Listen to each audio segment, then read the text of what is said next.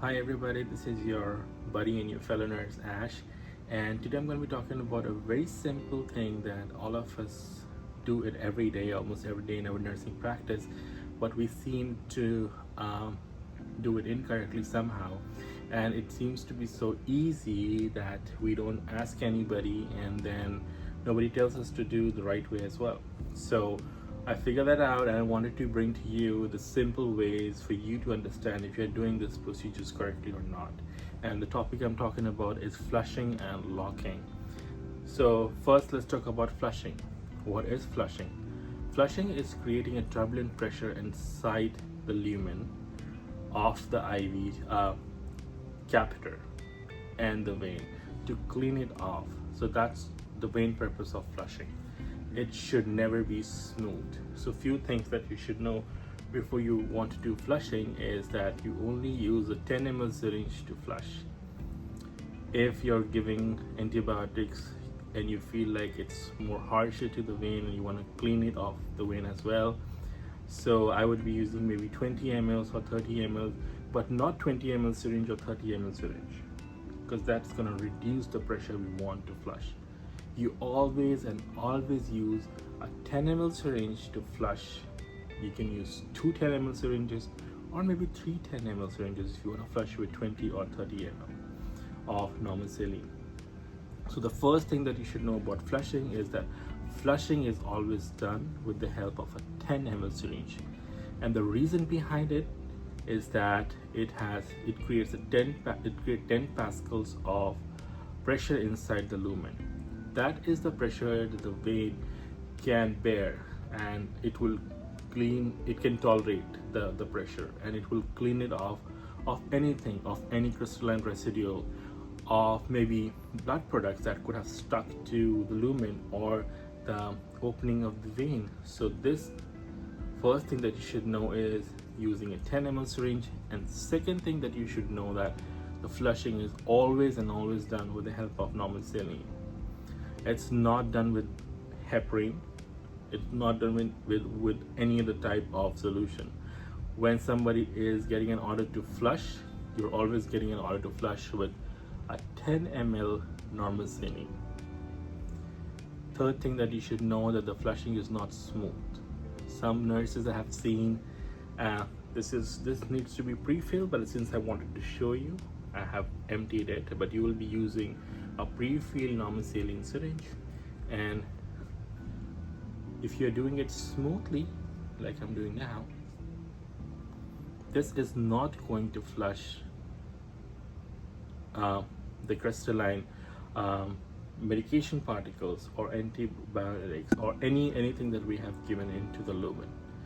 So smooth is not the right way. The right way is start, stop. See, if I do this, and it could look or seem wrong if I do this, but this is the right way. Start, stop. It creates a pressure inside the lumen, and that is the definition of flushing. We are flushing it out. So you start and stop. So the third thing that you should know about flushing is that the flushing is done by creating a turbulent pressure inside the lumen, and that is done by using it start and stop method. So this is about flushing that you should know. If I want to flush 20 ml, I will use two 10 ml syringes rather than a 20 ml syringe. The reason is that this is the acceptable pressure. Can I use a smaller syringe? Can I use a 3 ml or a 5 ml to do the flushing? The answer is no, because as the syringe size reduces, the pressure becomes more.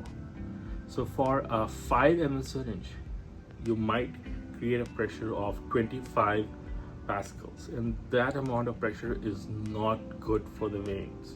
It's not good for the lumen. It's going to interrupt or disrupt, because you're not giving it smoothly. You're giving it by creating a turbulent pressure. So the fourth thing that you should know that only a 10 ml syringe, and you should be avoiding all other types of syringes because the pressure would be different in other types of syringes. So this was all about flushing. I think you should be knowing, and every IV line needs to be flushed. If it's a PIV, a peripheral IV line, you can just flush it with 3 ml and that is good. But if it's a PIC line or if it's a potocath and anything of that sort, you should be flushing it with 10 ml. What if I'm not able to flush because there's a pressure, but when I'm withdrawing it, the blood comes back in cases of central line? Should I still do flushing? In that case, I would not be applying too much pressure. There are chances there is a blockage inside, or the vein has been stuck between the subclavian and the first rib. That's why you ask the patient to cough. But if you're not able to flush, you stop. You do not put extra pressure to flush. And when you withdraw, even if the blood comes in but you're not able to push that in, do not do that. Because sometimes if you imagine a PIC line, at the end of the PIC line, there can be a clot that can hold it like a door.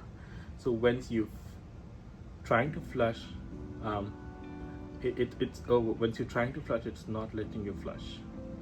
I'm not want to push too much pressure to it, because if I put too much pressure to it, it breaks up and goes into the circulation. It can get stuck in the small venules and arterioles, and we don't want that.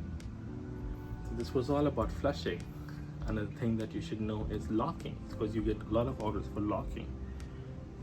Can I use a 10 ml syringe for locking? Yes.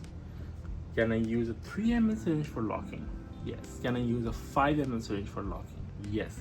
You can use all types of syringes, most probably not the bigger ones, for locking. The reason is we are not putting any pressure when you're locking. So if I have an order for flushing, and as I told you, we do the flushing, and for locking, it will be smooth. Because locking is not something that we are flushing with. Locking is installing this fluid into the lumen of the IV line, into the PIC line, into the lumen inside the PIC line, so that there's no backflow of the blood or anything into the IV line or the lumen, and that gets clogged and that blocks it. So locking is different from flushing. If you're just flushing, that's not going to be enough. You have to lock as well in case it is a PIC line, or even if it is a PIV. Sometimes you get order for locking for heparin. If you have an order for ordering with heparin, you will get a syringe that is pre-filled with heparin. So what you're going to do is, after you have done the flushing, this is the second step, you will smoothly